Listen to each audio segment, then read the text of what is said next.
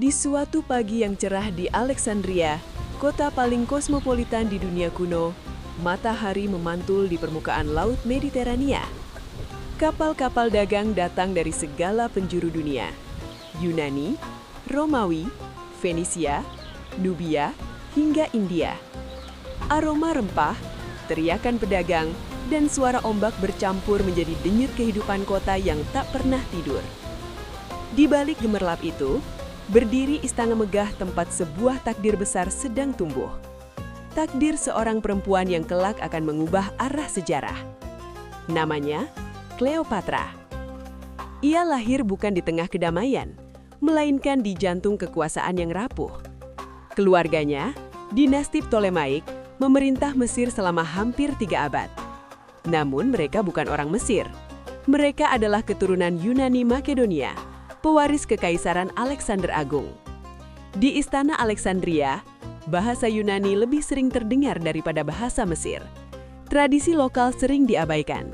Dan yang paling berbahaya, tahta Mesir selalu dibayangi darah. Cleopatra kecil tumbuh dengan menyaksikan bagaimana saudara bisa menjadi musuh, bagaimana racun lebih berbahaya dari pedang, dan bagaimana senyum bisa menyembunyikan rencana pembunuhan. Sejak dini, ia belajar satu hal penting.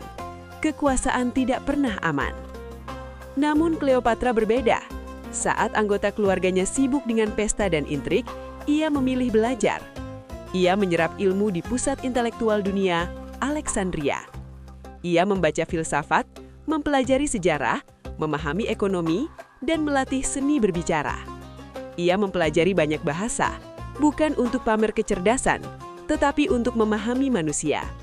Dan yang paling mengejutkan, ia mempelajari bahasa Mesir, bahasa rakyat yang selama ini diabaikan para penguasa Ptolemaik. Ketika ayahnya wafat, Mesir berada di ambang krisis. Cleopatra yang masih belia naik tahta bersama adiknya yang masih anak-anak. Tradisi kuno memaksa mereka menikah, tetapi di balik ritual itu tersembunyi perebutan kekuasaan yang brutal.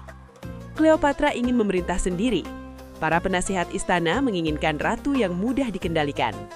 Mereka memilih adiknya. Dalam waktu singkat, nama Cleopatra dihapus dari dokumen resmi. Wajahnya menghilang dari koin-koin kerajaan. Ia diusir dari istana dan dipaksa meninggalkan Alexandria. Banyak yang mengira kisahnya berakhir di sana. Mereka salah besar.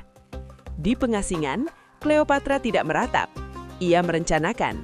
Ia mengumpulkan pendukung, membangun pasukan, dan menunggu satu momen yang bisa membalikan segalanya.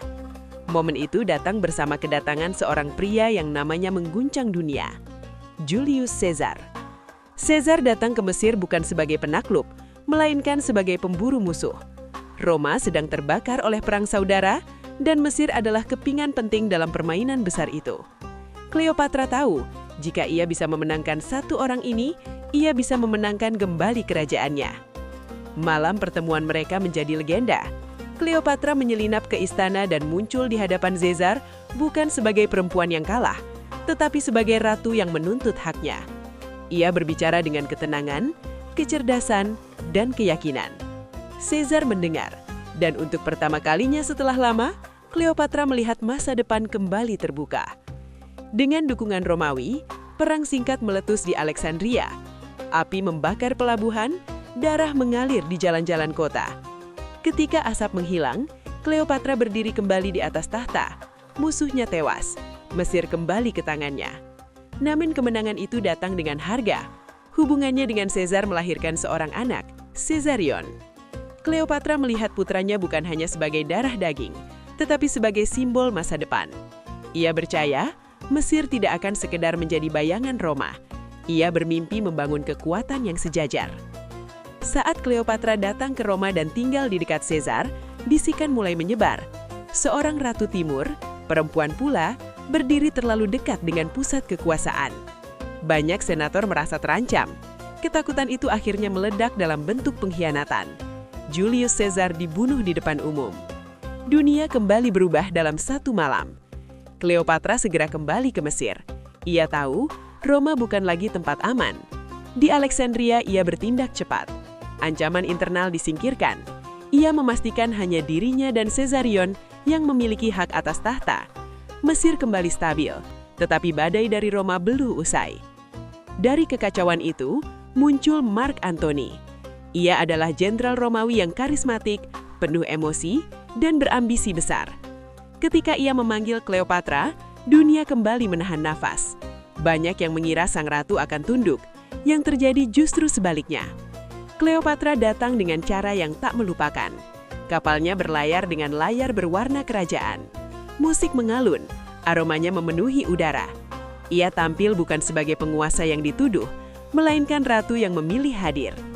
Antony terpesona, bukan hanya oleh kemewahan, tetapi juga oleh kecerdasan dan kepercayaan diri Cleopatra. Hubungan mereka dimulai sebagai aliansi politik, tetapi segera berubah menjadi sesuatu yang jauh lebih dalam. Bersama Antony, Cleopatra menemukan pasangan yang mau bermimpi besar. Mereka berbagi kekuasaan, wilayah, dan visi tentang dunia baru. Anak-anak mereka lahir, Mesir kembali makmur, Alexandria bersinar. Namun di Roma, satu orang melihat semua ini sebagai ancaman terbesar. Octavianus. Ia tidak menyerang Cleopatra dengan pasukan lebih dulu. Ia menyerangnya dengan cerita. Cleopatra digambarkan sebagai perempuan licik, penyihir timur, penggoda yang menghancurkan hormat Romawi. Propaganda bekerja dengan sempurna. Perlahan, Roma bersiap untuk perang. Pertempuran penentuan terjadi di laut, di Actium. Api, teriakan, dan besi menunjuk di udara. Armada Cleopatra dan Antony kalah. Dalam satu hari, mimpi besar mereka runtuh. Di Alexandria, tragedi mencapai puncaknya. Antony percaya bahwa Cleopatra telah mati, mengakhiri hidupnya sendiri. Cleopatra menemukan pria yang dicintainya sekarat di tangannya. Dunia yang ia bangun selama puluhan tahun runtuh dalam sekejap. Saat Octavianus mendekat, Cleopatra membuat pilihan terakhirnya. Ia menolak diarak sebagai tawanan. Ia menolak menjadi cerita kemenangan orang lain. Ia memilih mati sebagai ratu. Bagaimana ia mati masih diperdebatkan. Ular berbisa, racun, yang pasti Cleopatra pergi dengan kehendaknya sendiri.